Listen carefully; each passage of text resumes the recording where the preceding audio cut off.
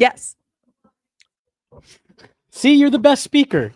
Welcome into Guerrilla Sports Off Ice, presented by Trusted American. Trusted American's salary-based mortgage consultants want to help you get into a better interest rate and lower your monthly payments. Go to trustedamerican.com to see how much they can save you today.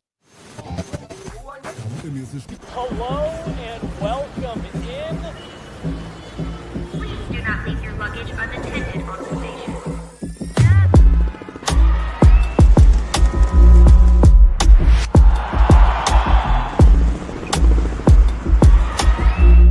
Welcome to the show. Hello, welcome to the show. Jesse Montano, Meghan Angley, Chloe Theil. We got Andy behind the glass this afternoon. Hello, everybody. Happy Monday. Beautiful, beautiful day outside. Beautiful, but I'm scared. Like global warming. I know, you know I know. what mean? I was just saying this earlier this morning that anytime there's days like this in the middle of January, I walk outside, I'm like, oh, wow.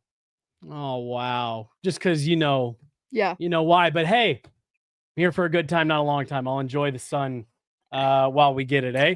I was thinking you would be really happy about that, considering and you don't have to go to the rink today. So I know. I thought you'd be really happy walking out and seeing that it was a nice day. 2 days in a row, Megan, you and I even talked about it yesterday. I walked out feeling like, am I overdressed? Yes. You were wearing a nice thick coat yesterday. I saw you carrying in your arms for most of the day. I did. Walking back to the car, it was too warm. Yeah. It was nice, all things considered. I still enjoyed it. We are back with another Pyramid episode. Now, I do want to set the expectation. The new Pyramid built with your donations is still in progress. It's been a very, very busy last couple weeks. You were on the road. At the Montano household, I was on the road. My wife was on the road. And my wife is really the brains behind all of it. I'm just going to take public-facing credit for it once we finally get it on. But my wife has helped me put it all together. I think everyone's going to be very happy with how it comes out. But first, guys, I do want to, and I apologize, I'm still working on getting tweets. I've got some text messages still coming in. We got a little bit of breaking news to kick off today's show before we get to the Pyramid. That'll be the bulk of today's show. But this is breaking right now. I am being told that Comcast and Altitude have come to an agreement to get these games back on television. Now, I will put this disclaimer with the same disclaimer I've put on all Altitude Comcast reports that I've gotten. Until I see the game on the television, I will remain skeptical. They can put out the press release, and I'll be like, I'm going to wait to see if it's back on TV. But I am being told from a very reliable source of mine that a deal has been reached, and that we can expect an announcement on that here in the coming days to put Altitude back on Comcast, the largest television provider in Colorado. Can you imagine a casual fan tuning into their first Avs game of the year in their regular Comcast package going, I wonder where my favorite player, Mikko Rantanen, is. You heard Blake's story, right? How he had to break the trade to someone at the grocery store the next day. Our owner, Blake, the day after the Mikko Rantanen trade was at the grocery store, saw a guy with an Avs hat, and he was like, hey, what do you think of the trade? And the guy goes, what trade? And Blake had to be the one to break this dude's heart. And he was like, what? Rantanen? Huh? And it's like, oof. The disbelief. Yeah, that's how my dad was, too. Someone went to dinner and then went home and went straight to bed a little bit too early last night, Yeah. Your dad was the same way? Yeah. When I called him, he was like, well, where are you seeing that? Where are you seeing that? Because I promise you it's not true. I was like, let me hold your hand when I say this. I promise you it is true. I guess just if this does come to pass, and again, I will encourage everyone to approach it this way. Take it with a grain of salt. This has been an ongoing dispute for over a half of a decade. And again, if you want to take my pessimistic approach to it, no amount of press releases or announcements or anything like that's going to make me believe it until I see the games back on TV.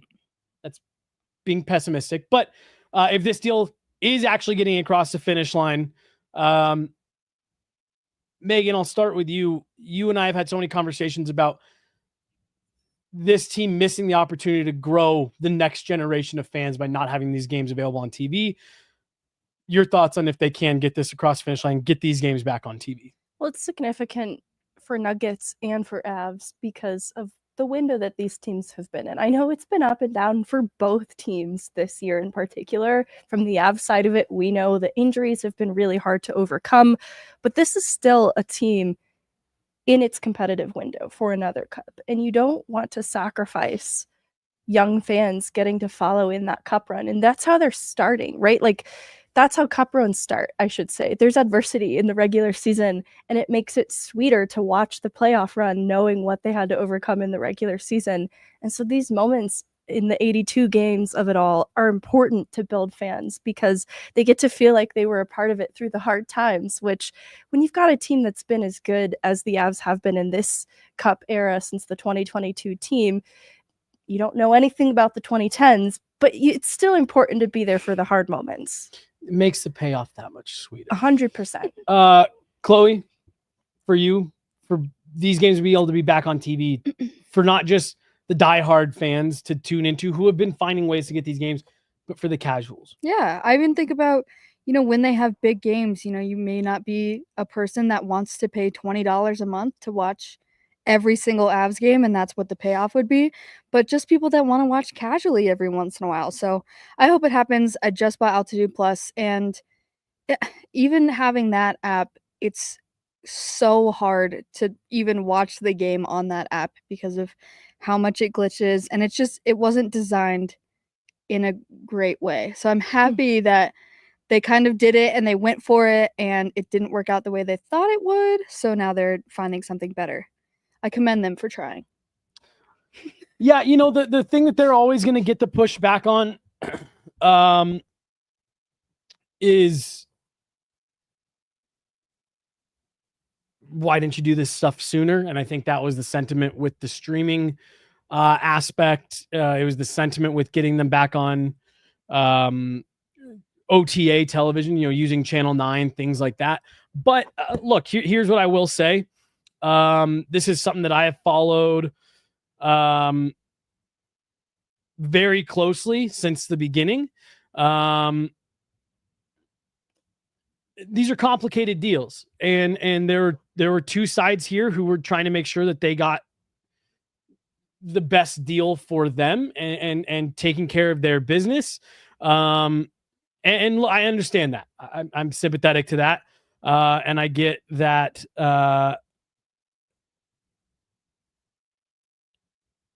it can sometimes feel from a fan's perspective like they're doing it to the fans. You had two businesses that were trying to figure out a deal that worked for themselves in a shifting landscape that I don't really think either of them knew how to navigate. And if this is able to get across the finish line, what I'm hearing right now is Altitude's going to be treated, for lack of a better term, more as a premium channel. So it'll be something that you can add on to your existing package. Mm-hmm. It sounds like it may come with a few other things that you get included with it, sports channels, things like that. And I think this is what they should have done from the beginning. But hey, I'm not going to criticize. I'm not going to turn my nose up at it. If these two sides found a way to get things done, that's really all that matters. And I think this will continue to be looked at across sports because this really was kind of the first. And we've seen some other markets have to follow suit. We've seen other markets find different solutions. But if these two are able to get this over the finish line, like I'm being told, this will definitely be the first instance of a team that fell off their cable provider and have been able to circle back around and strike that deal again. Mm-hmm. I don't know. Like I said, I understand the criticism, but at the end of the day, if they're able to get a deal done, that's really all that's going to matter. Yeah, I know there are people who have found other ways to watch at this point in time, but there are still some people who will be interested in a Comcast solution. So I think the bottom line is more people able to watch their team than before. It stinks they were ever in that situation, but it's a good thing. And it's a good thing they don't have to watch the Avs January games anymore, because that's a chapter in this year's season story that I think the team should turn the page on. So you're saying that this was strategic. This was strategic. Altitude had this done. The season starts now. Forget Starting about that other stuff. Right now going forward. Gabriel Landeskog returning a month into the season? Well, it depends on how you look at it. Yeah, there's going to be some people that, depending on how you manage to get these games, you might be like coming back in. You're like, oh, Gabe Landeskog didn't miss a day. All right. Nice. Perfect. No, but this is huge in the sense that, again, I don't look at the diehards, because that was the one thing from the beginning was the diehards were always going to find ways to watch. You know, Megan, if you and I ever aren't at a game, we're going to find our ways to watch, this team that we cover. Fans who are paying money, on tickets and things like that to go to the arenas, they were always going to find how to get the games. To me, this is such a massive victory for the Avs and the Nuggets. Yep. Who are, for the Nuggets, this is without a doubt their golden era. This is the glory days of that organization. The Avs, I think you could make that argument that right now, especially depending on what happens, over the next couple of years, that this era does supersede what they did in the 90s, early 2000s. And you've had an entire next wave of casual fans, or not even next wave. You've had an entire pool of casual fans and an entire generation that you have just missed of being able to get them hooked on this product, early. And this starts to help undo some of that. And that's what I'm most happy for. I even think about the PWHL and how accessible it is to watch their games. And that's because they want those new fans and they want a new audience. And yeah, maybe it's different with the NHL in that they have a lot more fans than the PWHL does, but they still want to have access to those new fans. And if they can't watch the games, then yeah, you they're have not to imagine gonna like be the fans. NHL has feelings about this too. One of the totally. recent Stanley Cup winners, people in that local market weren't able to watch their team. That stinks. That's not great for just marketing the league as a whole, to have a Stanley Cup caliber team with hometown fans unable to watch them. Mm-hmm. Well, this is one thing, Megan, you went to you and I went to the Gary Bettman availability at the draft last year. Anytime the league got together for a marquee event and Gary Bettman or Bill Daly were doing availability, every time they were asked about this. What are you guys doing to address the situation going on in Colorado where a couple years ago, the defending Stanley Cup champions, the reigning MVP, the reigning Norris winner isn't on TV? What are you guys doing to address it? And it was something that they said, like, we work closely with the Cronkies.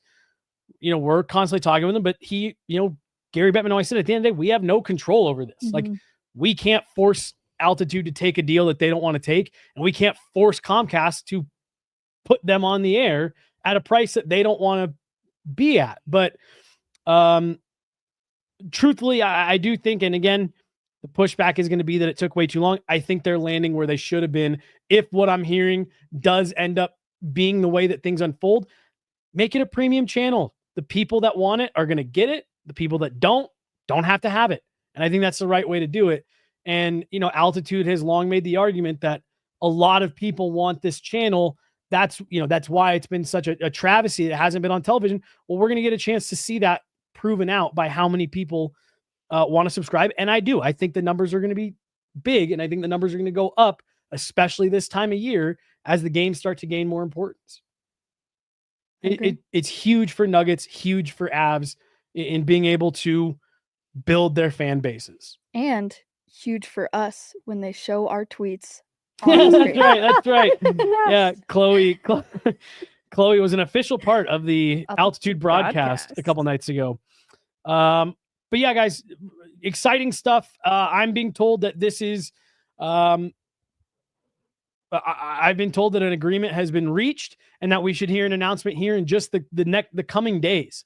So this sounds like it's on a timeline to be soon, that hopefully games are back on, but I will remain skeptical till Channel 25 is back activated on Comcast, because the way these negotiations have gone, fool me once, shame on me. Fool me twice, Wait, I said that backwards. Fool me once, shame on you. Fool me twice, shame on me. Shame on me. Yeah, both shame on me times. both times. Shame on me. Nothing Shame but on me. shame. Shame. Nothing but shame for me and my family. No, so yeah, this is heading into the Four Nations. That is kind of the funny part though, eh? Hey, we got you guys back on TV. 3-week break. Yeah. Time out. That's why they did it. So that when everybody goes onto it and sees that it's still like maybe glitches on Comcast, they're like, oh, we can fix that. We have 3 weeks.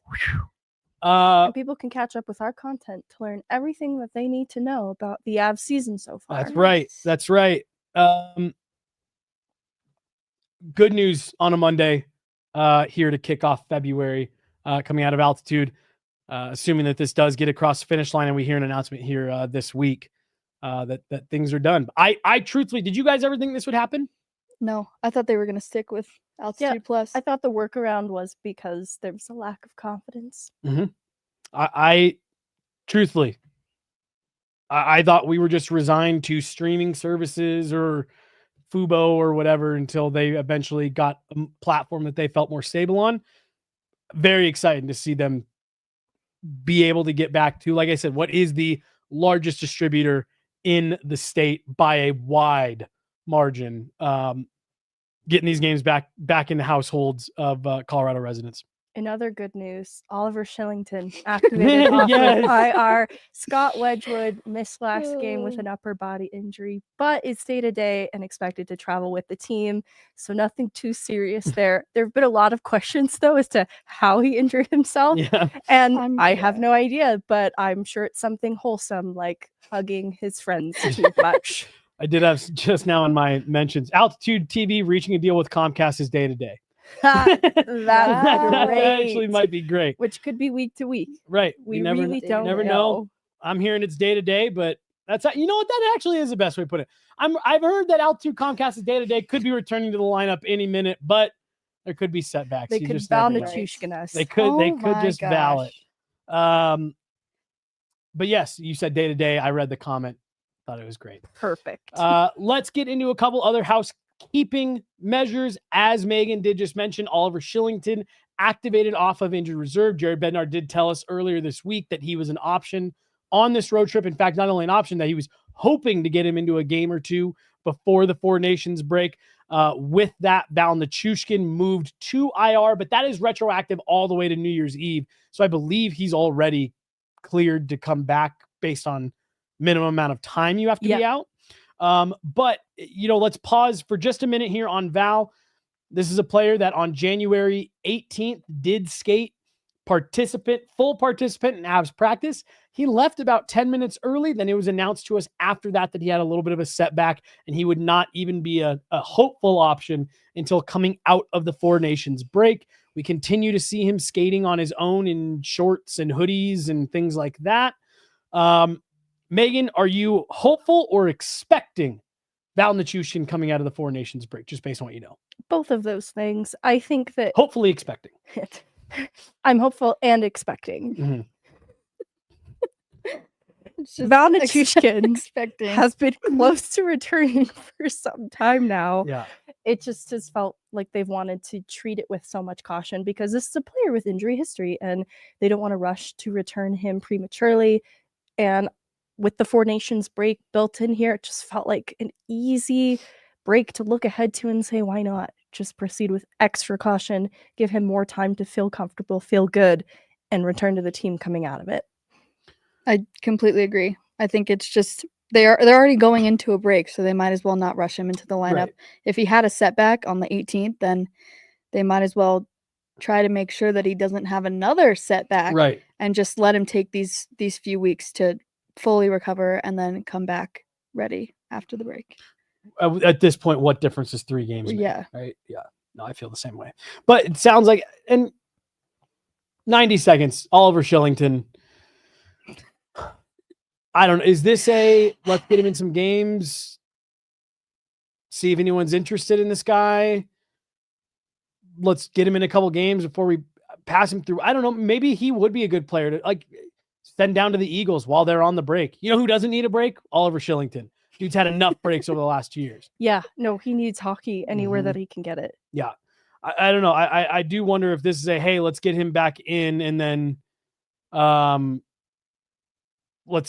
get him through. I can't imagine anyone claims him off waivers. He hasn't played enough No. good games.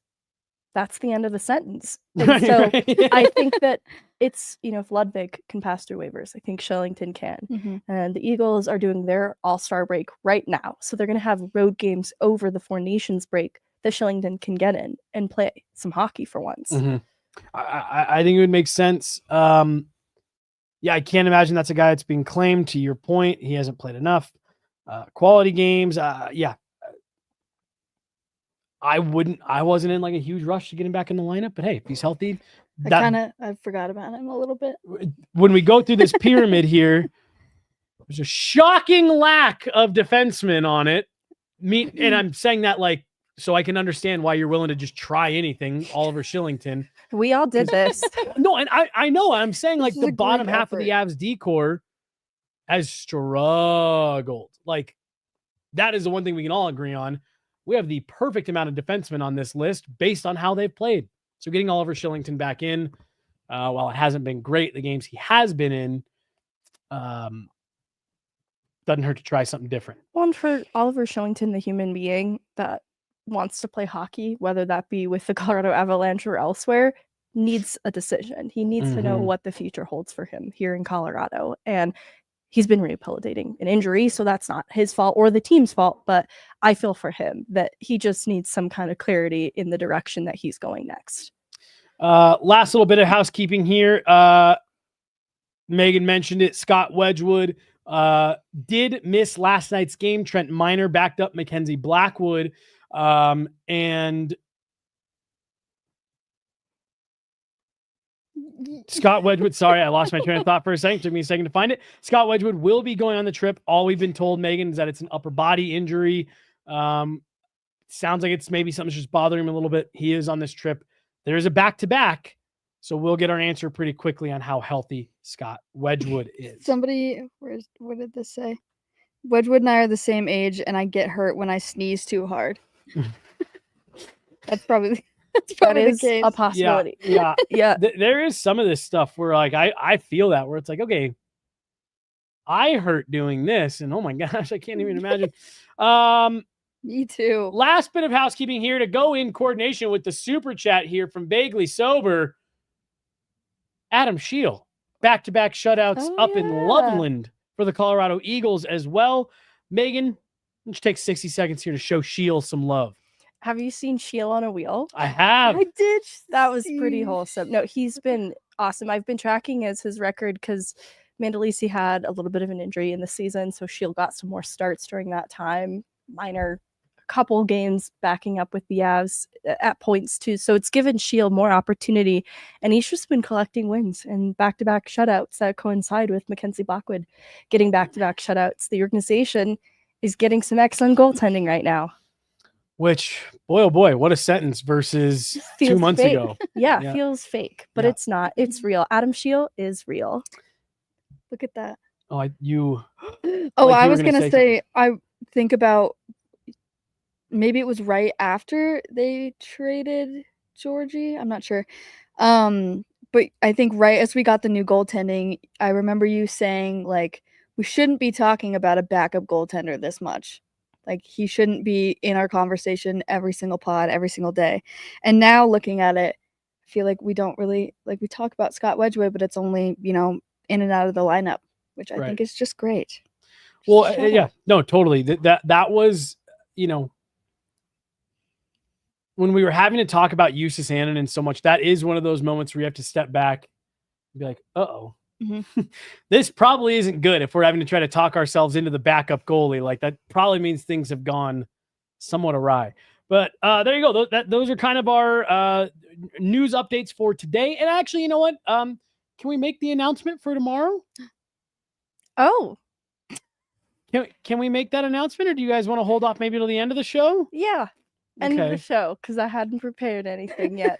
Yeah. We do have a big, small announcement that we will bring to you guys at the end of the show. But as far as housekeeping for the Abs, Yes, Wedgwood on the trip despite missing last night's game. Oliver Shillington activated off injured reserve. Val Nichushkin put on injured reserve, going retroactively to December 31st, 2024. And the big news out of today, I am being told Comcast and Altitude have reached an agreement. We'll hear that official announcement coming from both sides in the coming days. But it sounds like Altitude TV is coming back to your television if you have Comcast here soon. Yeah, I don't have Comcast, so I'm screwed. Well, you got to get it now, apparently. All right, is it time? Yes. I'll make my way over. I'll start setting the stage. Do you want setting to need a the mic? table. Oh. We don't have a mic over there. That's all right. 911. I'll just unveil. Oh, I'll just unveil you and unveil then, and then loudly. run back over here to do it, and then run back over there. Like, could Chloe's mic get close enough? Uh, And then Chloe sits in the middle? I'll come over after each row and give my thoughts. I mean, there's a lot. Today is maybe the most controversial Yes. pyramid yet. And that comes after we had Kivi Ranta ranked 1 on Chloe's list. I'm telling, no, he was not one, but he is one. He is one on this list. No, I'm just kidding. He is the one on this list. He didn't I'm just make my kidding. list. He didn't make. The I list wouldn't this change a time. thing about putting Kivi Ranta that high in that pyramid. That one. I wouldn't either. Jesse's just a hater. All right. Oh boy. Well, while we think about how Cut to a tight shot of Megan so the magic of cinema can be had here. Yeah. hello everybody. All right. So first and foremost, we are going back in time for the last 10 game segment, but we're already 4 games into the next 10 game segment. So some of this is going to be looking back at some games in January that we didn't love for the Avs. The Avs January record was 7-6-2. Not necessarily their best, still above 500 hockey, but in the last 10 game segment that we're going over, that's games 42 to 51. Oh, give a shout out to Vaguely that we lost No, I gotta go see. Vaguely, I'm so sorry to hear that. This pod will be here waiting for you, but go think about your friend. I'm so sorry for your loss. Thank you. We are thinking of you. And your prediction, I'm just going to spoil it. It's a good one. It's a good. It's a good one. It's a good one. All right, 7-6-2 in the month of January. Games 42 to 51. So through the 26th of January, some notable losses in there. The Chicago loss, the Winnipeg shutout on the road, the Edmonton game back in that homestand, the Minnesota game in the homestand, the 3-2 overtime loss to Winnipeg. And inside this 10-game segment, they had a league worst power play with just 2 power play goals and 28 chances. In the month of January, it was a 29th ranked power play, so it struggled. That's not brand new information. But somewhere in there, there are some glimpses of hope. There are some top performers that we are going to talk about. And this is where things get a little controversial. There are 2 games that were played by the new players. There's a gigantic trade that happens in the middle of this last 10-game segment. We'll go into it. We'll go into it in the pyramid. Pyramid. In the pyramid. But And hockey. I do think I have a mic. I think am I on? I'm mic'd up. So Can you I'm guys good. hear I'm no Jesse? running back and Mic'd forth. up. Yep. So we're good. All right. Should we get started? Let's get started with the bottom of the pyramid. OMG. Yeah, there will be a point in this pod where we definitely have some disagreement on how this pyramid's put together. This had But the most disparity yet. no disagreement here. This may be unanimous across the board. Coming in at the very end after some injury, Miles Wood. Miles Wood. What isn't the bottom supposed to the pyramid supposed to be not good? Yeah, it's But kind he of was off become the pyramid through for so 1 through long. 15 that Mhm. anyone who doesn't make the pyramid is It's where. kind of like, ooh. Uh-oh. Ooh. So Miles Wood making the pyramid after missing nearly 2 months of hockey. It's huge. It's This a is a big good deal. one. This is This a is a good good one. thing. He actually only plays 1 game in this last 10-game segment. He makes his return on that road trip that was quite shocking in a lot of other ways on the heels of the Rantanen trade. But Miles, you missed nearly 2 months of hockey. You're reunited with Ross Colton, and your return to play has surprised me. For a player that was dealing with back issues, you look really healthy. You've returned close to game speed. I feel like the mental side of the game's coming back to you, but I already like the early returns of the Colton, Drury, and Wood line. Mm-hmm. I completely agree. I thought it was a glimmer of hope when the Rantanen deal came through, because it was like, yeah, Mikko's gone, but Miles Wood is back. Yay. His first game was a little rough, I thought, but exactly what you would expect from someone coming off of a 2-month injury. And it's only gone up from there.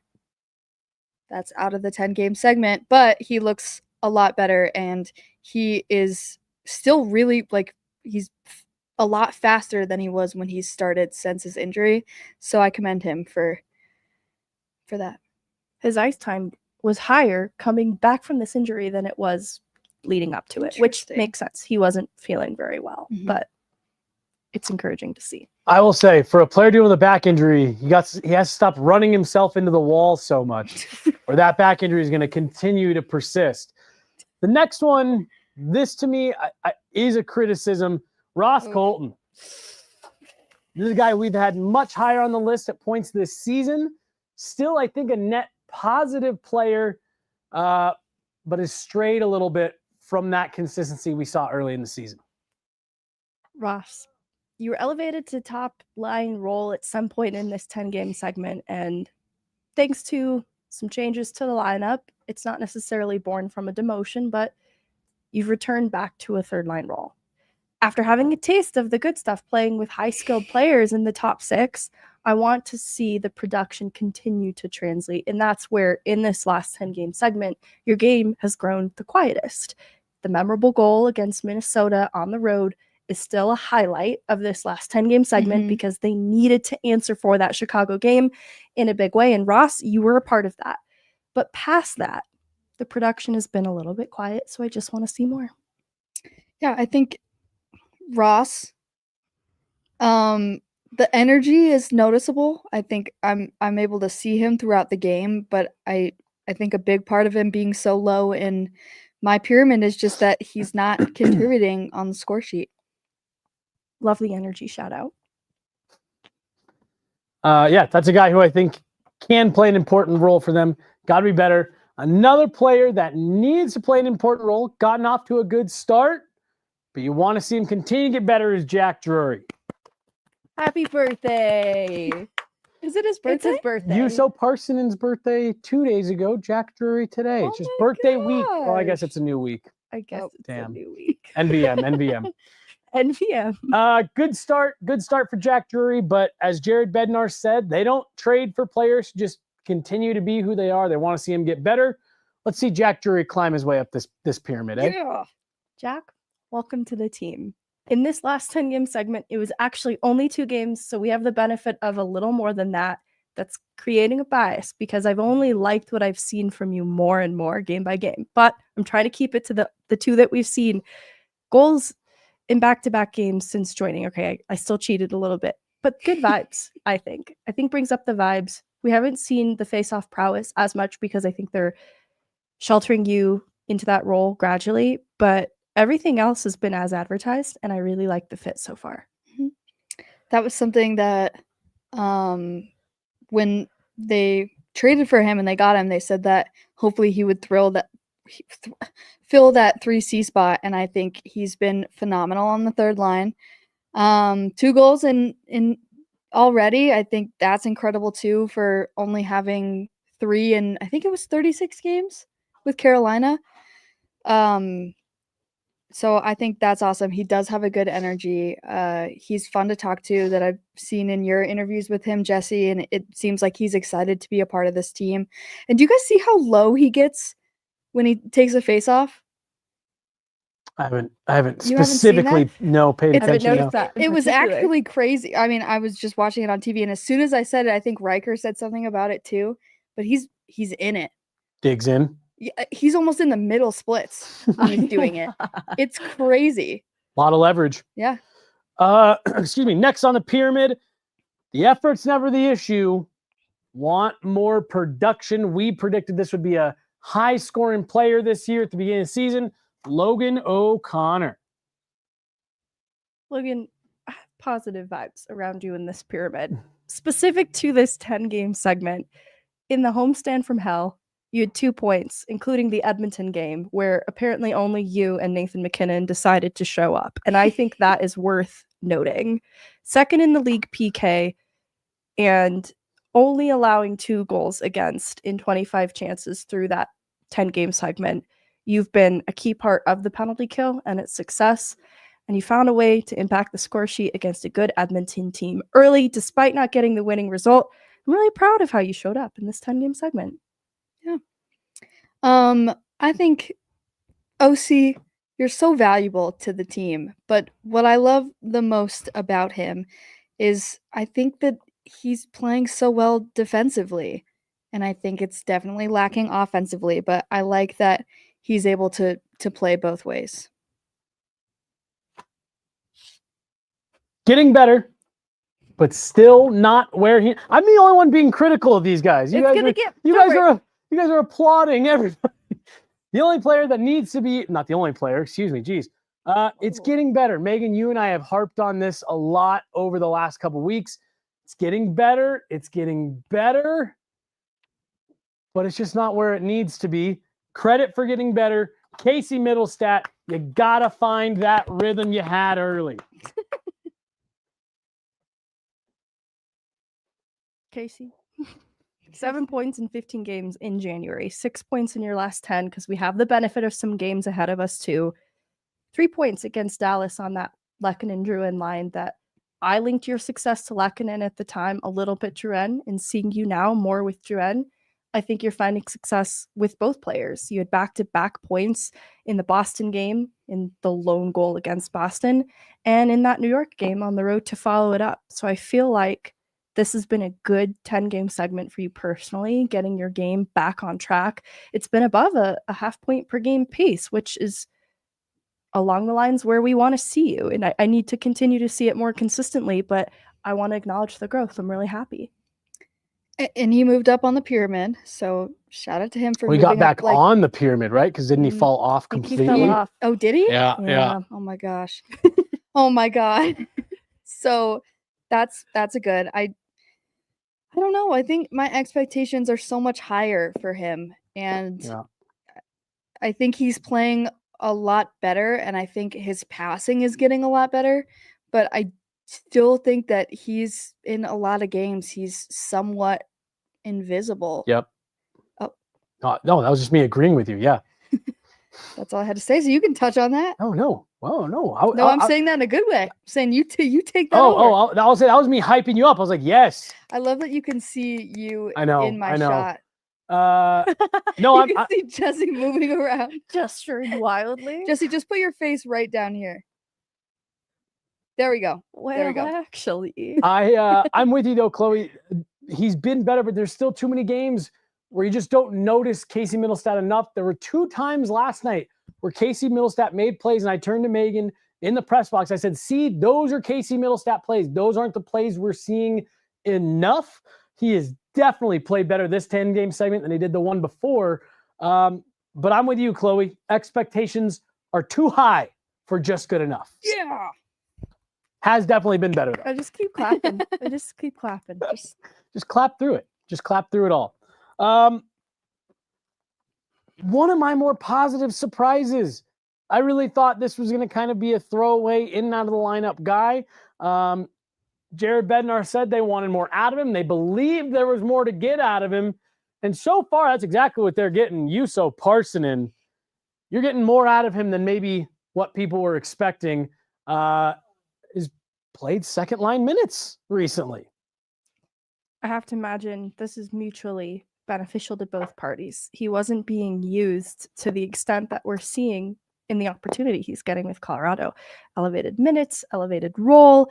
And when he has played as a center, he's been good in the faceoff dot too, with a 56.9% win record in faceoffs. And it's not nothing. You know, that's been 51 faceoffs in 17 games. So like when you look at the amount of faceoffs Rantanen with spot shifting in, I think there's value that Parssinen can be utilized as a real center for this team if needed in the future, but I've liked him on wing with the second line, and that's cheating a little outside of the 10-game segment, but I've liked more things beyond that.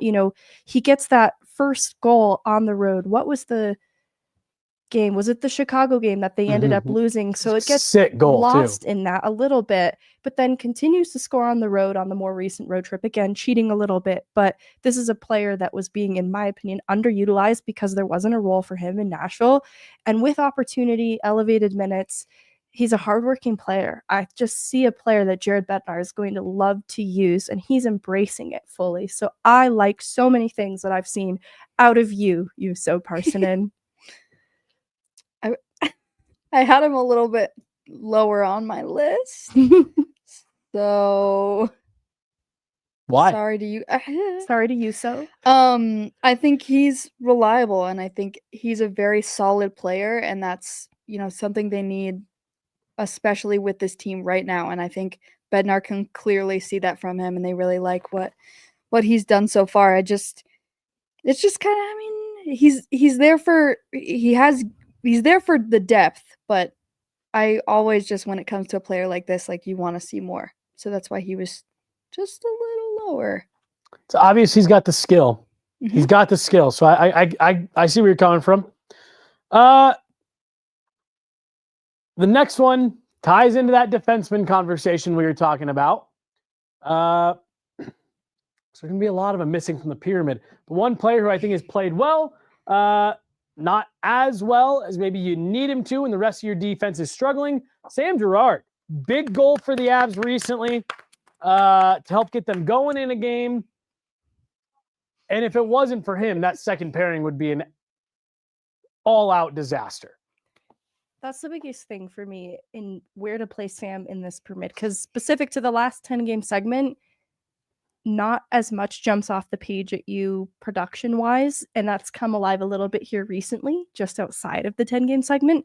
But what I think is most significant has been in the face of a Josh Manson struggling or out of the lineup due to injury, Sam Girard has been sort of a steady, stabilizing guy on the second pair that gives me something a little bit consistent that I can count on, and I think that's really significant. Of all the skaters through this 10-game segment, 6 best possession 5v5 on the team, best among defensemen, goes to Sam Girard. So I want to give him a shout out because still inside the 10-game segment, a pretty solid player. I love what I've seen from Girard lately. And one of the big things too was yesterday he said that he's been working on just shooting the puck more, which I think is definitely showing, and it's exciting to just hear him talk about that. So I'm interested to see what more he can put out from that. But yes, I think he's playing with Manson. I think it's easy to get dragged down by his performance, and I don't think Girard shows that at all. No hate to Manson. That sounded really bad. Meghan, I want to go back to what you just talked about with the possession numbers for Sam Girard. I think it's one thing you and I talk all the time about how underrated he is as a defenseman on this team. And I'm glad that you took a moment to call that out. There are 2 elite defensemen on this roster who are going to be playing for Team Canada here in a couple of weeks. And there's stuff that Sam Girard does that is right in line with the way that those 2 players can play. He is not Sam Girard is not Cale Makar or Devon Taves. I'm not saying that, but he's a much better defenseman than I think he gets credit for a lot of the time. I agree. I love it. And now here, let me tell you where you're wrong, Meghan. This next part of the pyramid is where the most controversy comes from. These 2 over here put a player on the list who plays for the Carolina Hurricanes on the Avs player pyramid, Mikko Rantanen. Nowhere to be found on my list as he doesn't play for the Avalanche. But according to Chloe and Meghan, Mikko Rantanen is on the Avalanche pyramid. Everybody needs to understand what's happening here. Mikko played in the last 10 games. So we have to rank him somewhere. Now, I cheat a little. No. I actually evaluated the last People in the 11 comments are games, saying, going back to the Florida game. So even if we take that out of the equation. See, look, boo that man. Not okay. See, they know. They get it. They get it. It's not like we ranked him number 1. Not okay. He's all the way Who down that man? there. Who? Get that traitor off. All right, this is Guys. getting crazy. You guys, But we Miko- have to move on, says Stacy B. But we're evaluating the last 10 game segment. When we do the For next players- 10 game segment, can I please speak uninterrupted for 1 second?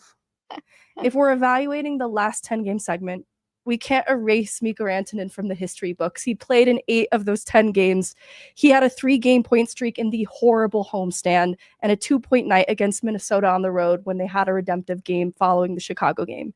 He exists in the history of the last 10 game segment. He won't exist in the history of the next one Well, or why? the next one. Why not? We might as well just keep him included if we're just throwing all the rules out He here. contributed those points as a member of the Colorado Avalanche. He had And then he got traded. stakes in the outcome of the games we're evaluating right now. And then he got traded off the roster. But that doesn't erase the difference he made in those games. I know, but he's not on the team or this is a ranking of who's on the team. It's a ranking of who's on the team through the last 10 game segment. That's important. We go back in time, so we have to put on I know, our history hats for a second. but it feels weird to me to have players from both sides of the trade on the pyramid. Because they played 2 games. The new members of the team also contributed to the last 10. I just think it's weird to have a player ranked on a team that he's no longer a part of. This is my closure to be able to talk about him. So you guys can keep fighting about this, but for me, this is to put him on the pyramid and say, okay, this is the last time we're going to talk about him because he's no longer on the team. But we have to finish out the conversation of what he did in the last 10 games that he was here. He got traded. Yeah, that's what I wrote down. That's what he Actually, did. he got traded. Period. Okay. All right, next, a player who does play for the Avs, Martin Nečas. What a surprise he has been. Yes, the centerpiece in both parts of the trade the Avs get credit for this week. But boy, oh boy, does this connection between Nathan MacKinnon and Martin Nečas look like it has the potential to be special, Megan. It's very special. And the immediate returns, because again, we've only in this 10 game segment seen 2 games, but we have the benefit of a few more than that. But even in the New York Rangers game, the instant difference on the power play and providing something new, providing options, and then the instant connection with Nathan MacKinnon, elevated minutes then from what he was playing in Carolina, now up to around 23 minutes a night, playing alongside MacKinnon, I think because what they're doing together right now is too good to interrupt. It's the speed, it's the controlled entries, such a natural fit. And I know this is a player that has sometimes been criticized for not showing up in important moments, or the engagement becomes an issue at some point. So in the early returns, that has not come through. Again, there's maybe concern lingering that that's a future problem, but right now we're evaluating the last 10 game segment and it's not a problem for me. I really like his game. I do too. And the more I watch him play, the more I think we came off on the better end of the trade. That's a hot take right there. And I'm not even saying you're wrong. I'm saying that's a hot take. I think like it's a hot take too, but this was something that me and Megan talked about it. The more we kind of spoke about why the trade happened, the more I understood it. And now seeing like the way he's been playing and how he's been able to just come out and immediately start adding to the team, I think that's huge. And I think that's something that Mikko is having a really hard time doing with Carolina right now. I think him and Nate have a really good chemistry, but my only thing is that I think he needs to focus on shooting the puck more, because him and Nate have this constant thing of passing back and forth, trying to figure out which one is going to actually shoot the puck. So that's my only downside. Breaking news, Avs player needs to shoot puck more. Yeah, wow. And, it's like almost as if born from, all right, who's going to be the shooter here? I think MacKinnon's shooting more. Mm-hmm. And it's sort of this, well, someone's got to do it. Mhm. And he's taken some of that by the reins. But I do want to see Nečas also shoot more. I do think, and I apologize, Megan, I was reading comments. You may have mentioned this. The minutes. This is not something to be overlooked. Martin Nečas is playing almost 5 minutes more per night here in Colorado than he was in Carolina. So, Megan, those couple things that you did mention, I know of that, as he maybe disappeared in some big moments, has he gone through cold streaks, engagement issues. I think there's a lot of different factors here at play in Colorado that are going to factor into all of that. And getting to play next to Nathan MacKinnon is, of course, one as well. But I know for certain Martin Nečas is very excited to be here because of the opportunity that he knows he's going to get. And if nothing else, he's getting to play a lot more hockey every night than he was in Carolina. So I don't know. Maybe we shouldn't be overly surprised by what we've seen in the early going, especially with how much his play style does seem to match that of Nathan MacKinnon. And man, he's making Nate's life easier. Nate doesn't have to be the one to carry the puck from one end of the ice to the other every single time anymore.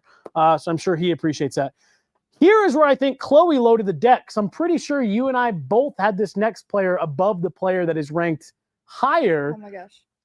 I don't even know who it is. And I think we'll all be able to tell. We'll know why Chloe stacked the deck here. But next up on the pyramid, moving up a tier, Devon Toews, heading to the Four Nations tournament here after these next 3 games.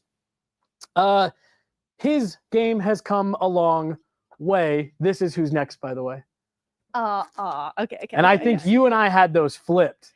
Oh, we did. And that's why I think someone over here had their thumb on the scale. We actually, though, like when we were sitting down, since there was so much disparity, this was to help honor part of Chloe's list because we had to honor parts of our list in a different way. So there's someone higher. I'm also mostly just giving a hard time because I could tell that this was the workings of Chloe. It was, but I signed off on it too because I was like, all right, we got to find a way to accommodate everybody's list a little bit here. My list is just based on who I love the most.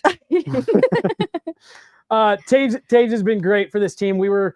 This is one player who I actually think we have seen on the pyramid directly near the bottom. And we said, hey, you're not playing well enough. You got to work your way back up. And I think this is the second pyramid in a row where he has worked his way up in the tier system. So good on Devon Toews. Devon, you were a little higher in my final rankings. Me too. 3 game-winning goals in January. One of those was the Buffalo game, which was just before the 10-game segment that we're evaluating, but we threw away the rules a long time ago. Behind Gerard, the best 5v5 possession numbers on D and the second most shots on goal. This was a player at the start of the year that we had a lot of criticisms around that I think has really turned his game around. And he's a difference maker in key moments, which he hates because it means he has to talk to us post-game. But that's a good problem to have. I don't have any notes for him. I think that he watched our episode with him on the pyramid and he was like, I need to flip this around really fast. He definitely did. And it worked. So I really have no notes. I think he's in a really good spot and I hope it continues this way. He is just a little lower on my list because I think there's a lot of other people that have contributed more in the last 10 games. So that's my only reason. There's no bad things about Devon Toews. For Jonathan McMillan in the chat, Toews over Nečas. Again, this was kind of it says Toews over Nečas is criminal. This was part of the controversy a little bit of how much weight do we put in? Do we just throw out the 10-game segment and say up to right now? You have to keep in mind that with what we're technically judging this off of includes the Boston and New York game. So the sample size for Nečas and Drury is much smaller than what we've actually seen to this point, but it's part of the reason why, as we alluded to earlier, and Megan mentioned, like, it got a little blurry with how much weight it's how we end up with this abomination here, where you got both of them in there. We just didn't know how to split it. It is really hard because we have the benefit of the games we've seen past the 10-game segment we're evaluating, and they've been good. There've been exciting things that I think we can, when we're done with the pyramid, get hopeful around and project a little bit. Yeah, I think it's hard to, when you have a game that's played, or when you have a player that's played the entire 10-game segment, to rank someone that's technically only played 1 or 2 games within this segment above them, because we haven't seen 10 games from each player on the pyramid. So that's why. It's tough. Yeah. But it's worth noting this was not a good 10-game segment for the Avs, too. Yeah. And so Jared Bednar said it was one of his least favorite of the year. It was one of my least favorite of the year. And I want to almost separate Nečas and Drury from it, like, to spare them a little bit. Like, all right, you did good things in the 2 games you played, but the rest of this, everyone else needs to answer for it a little bit, because there were bad games. I started off the top with some of the ones we didn't like, getting shut out on the road against Winnipeg, the Chicago game, the Minnesota game at home, the Edmonton game at home, the whole of that homestand, the ups and downs of it. we have to address that there was some bad in this homestand segment. Good. Yes. Up next, Chloe Makar. Oh no, I'm sorry, Cale Makar. Next on the list, another representative heading to play for Team Canada here in just a couple weeks. The offense is back in Cale's wheelhouse, contributing. Scored a couple goals. Thought he had a hat trick at one point in New York. He's driving the bus offensively for that back end right now. 2 goals in that Dallas game at home, which was a good turning point for the Avs. And then since the New York game made the cut, it was a really redemptive game. He was robbed of a hat trick, a penalty that probably shouldn't have been called, but steals the puck back coming out of the box to help set up the game winner. And that was a 3-point game from Makar. So especially at the tail end of this 10-game segment, Cale Makar has been a huge difference maker.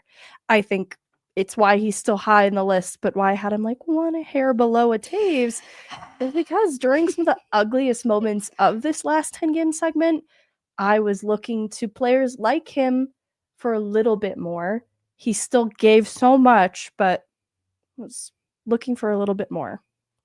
Cale was my third. So I thought that it's been a great 10 segment for him. He was struggling offensively for quite a long time. He had a 7 or 8 game stretch where he didn't have any goals at all. So I'm happy that the power play is slowly inching its way back because I think that's helping him contribute more offensively. But he also doesn't need the power play to score, which I think is amazing. There we go. Up next,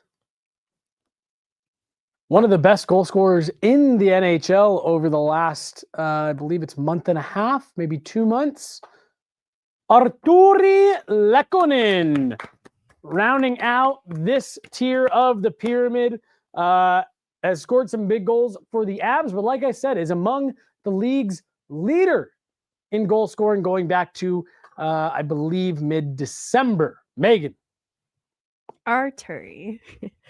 He had a 4-point game against Dallas and was the lone goal scorer in the Boston game on the heels of the shocking news of the Rantanen trade, the game-winning goal against New York on the road. He's had a productive last month, and this last 10-game segment has really shown up. I think this is a player that when the top 6 picture hasn't been fully complete, I wanted to see more of Lehkonen's game come into focus, and I think that's what's been happening lately. Yeah, not only did he have the 4-point night, but he also had a 4-game point streak, and he had that goal from his butt. Yeah, that was a great one.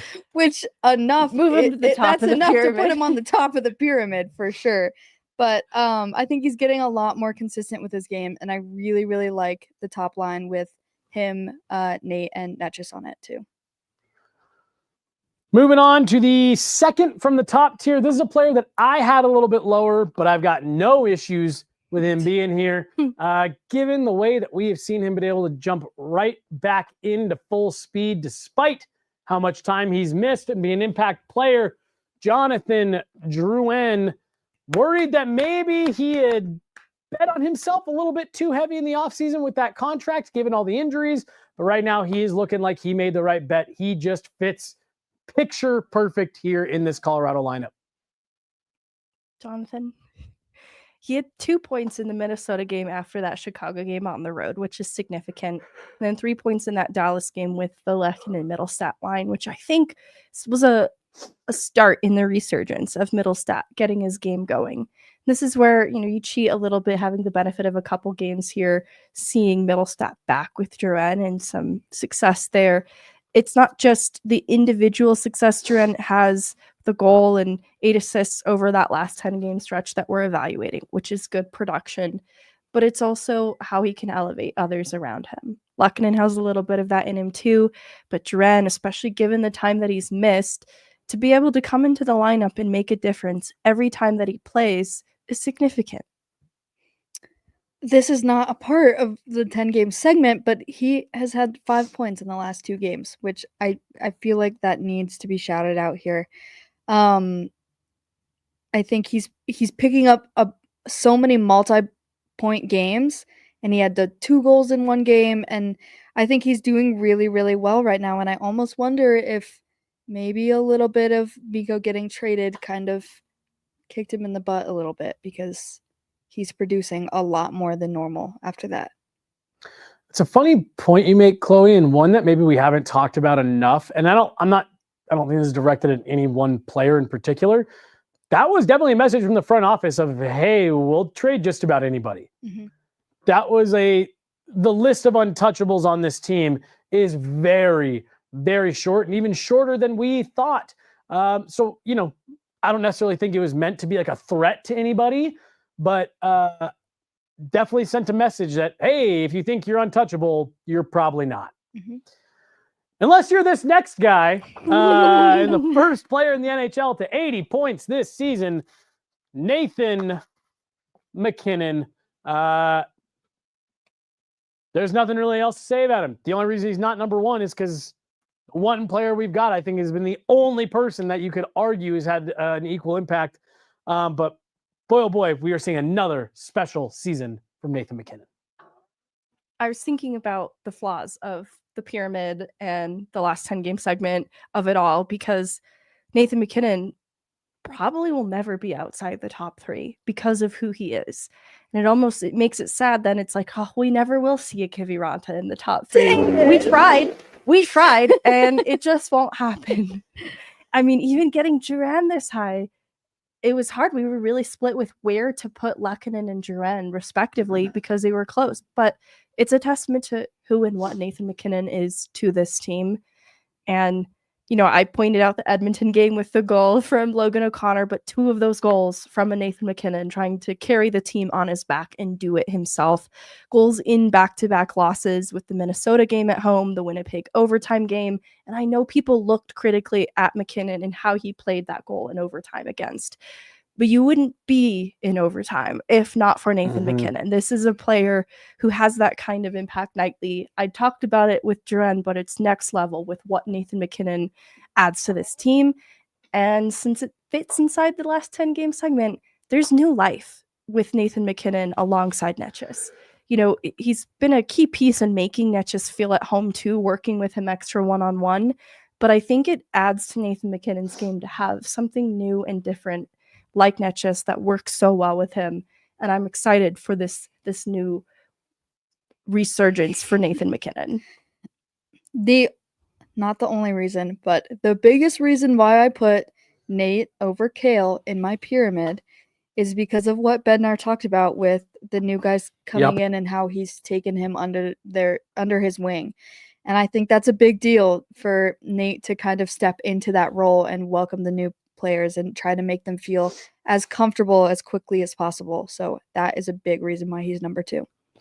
I wonder, not that it's ever an engagement issue for Nathan MacKinnon, but Megan, what you just pointed out there and with what Chloe just pointed out about what Jared Bednar told us with the way that Nathan MacKinnon has embraced Martin Nečas in particular, I do almost wonder if this, kind of forced Nathan MacKinnon to re-engage in a way that he wouldn't normally have to. There was so little thinking that had to go on between him and Mikko. Like they just kind of, Nate's got to kind of refocus and re-dig in and relearn a new line mate and things like that. Again, not that engagement is ever a problem for Nathan MacKinnon, but it's forcing him to work the mental side of his game maybe in a different way than we've come accustomed to.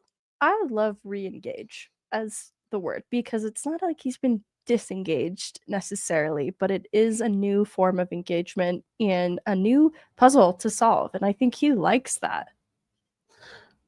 Well, I've already seen it in the chat, but that's right. Back to back, just like his shutouts, Mackenzie Blackwood at the top of the pyramid. Once again, the games that they have won, they don't win without this guy. As Megan pointed out, this has not been the best 10-game segment of the season, and Mackenzie Blackwood helped scrape out some levels of positives to it.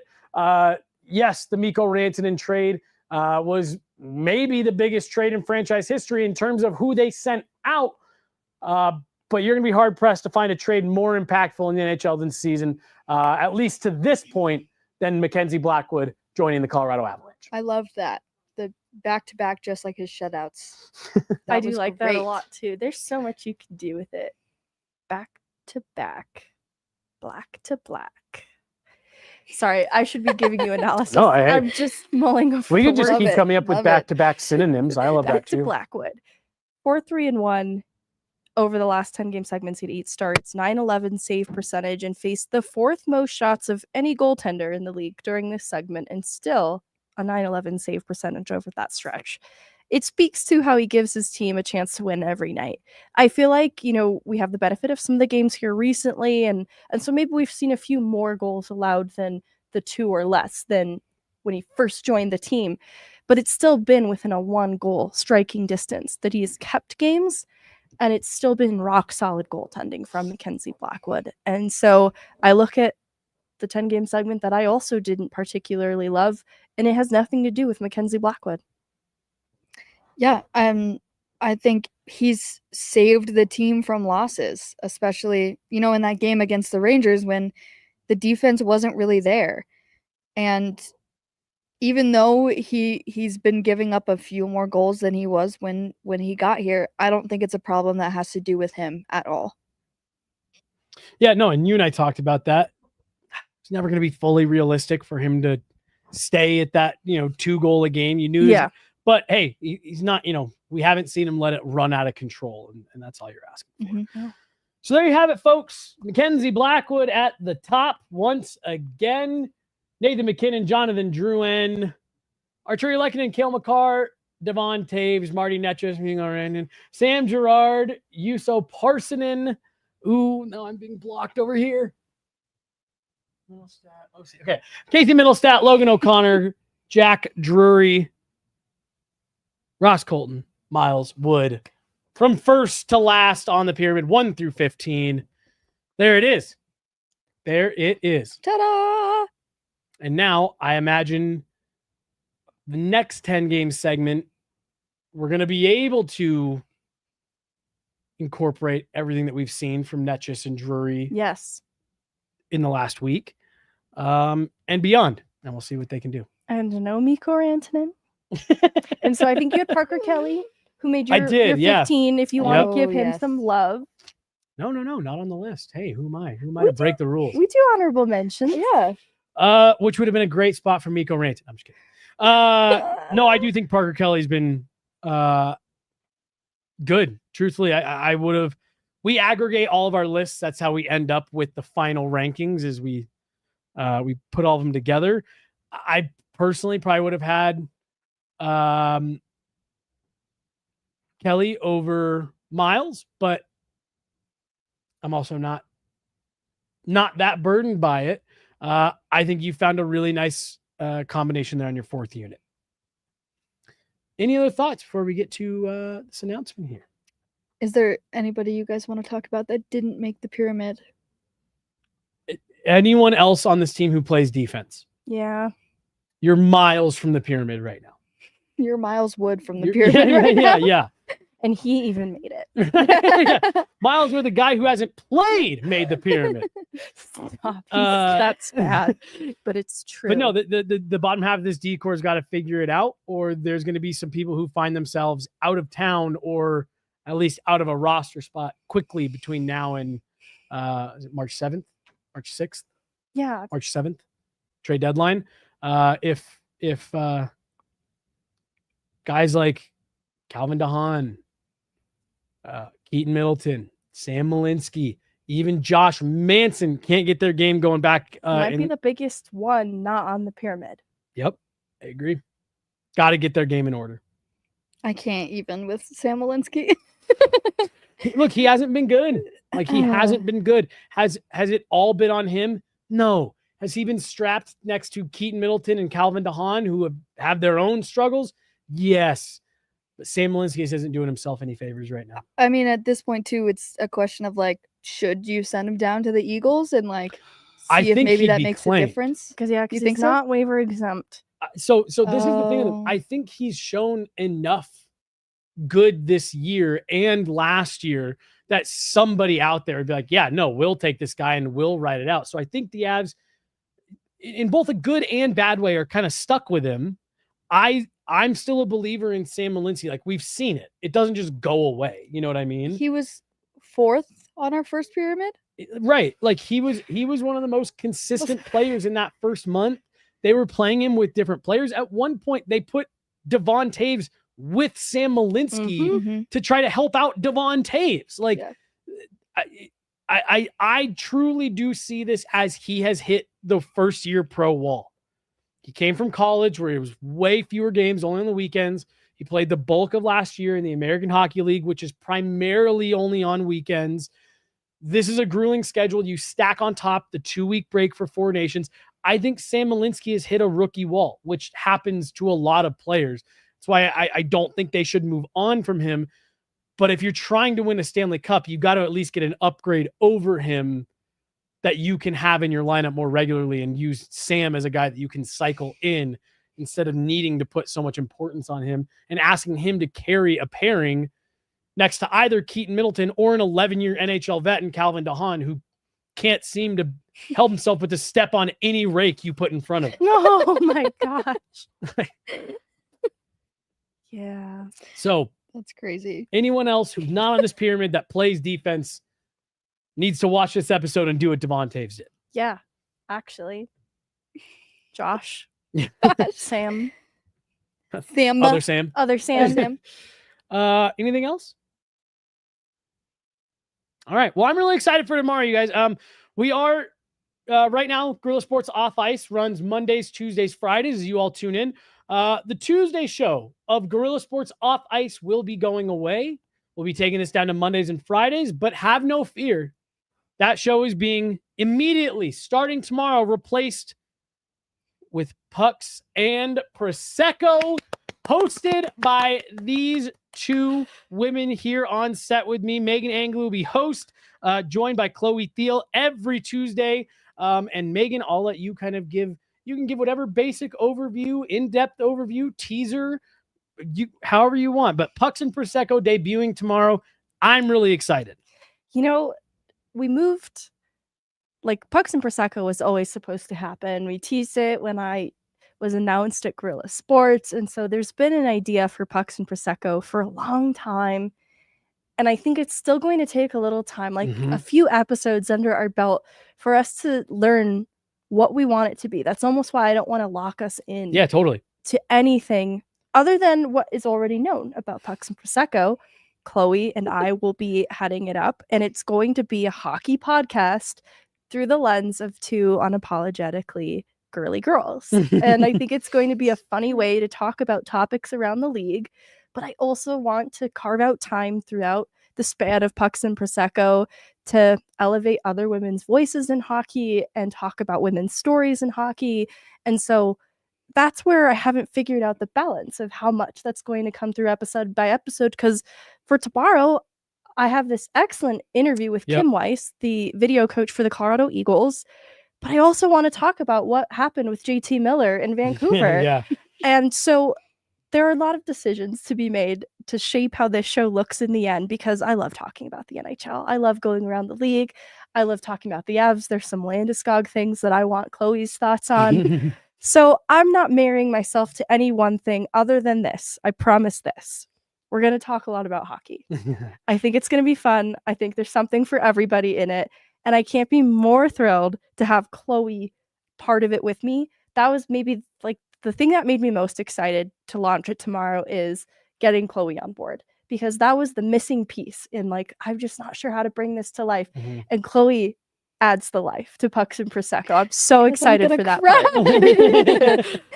Oh, I'm really excited. I'm so happy to be a part of it and to have something that has been your project for your entire life to be a part of that with you is so exciting.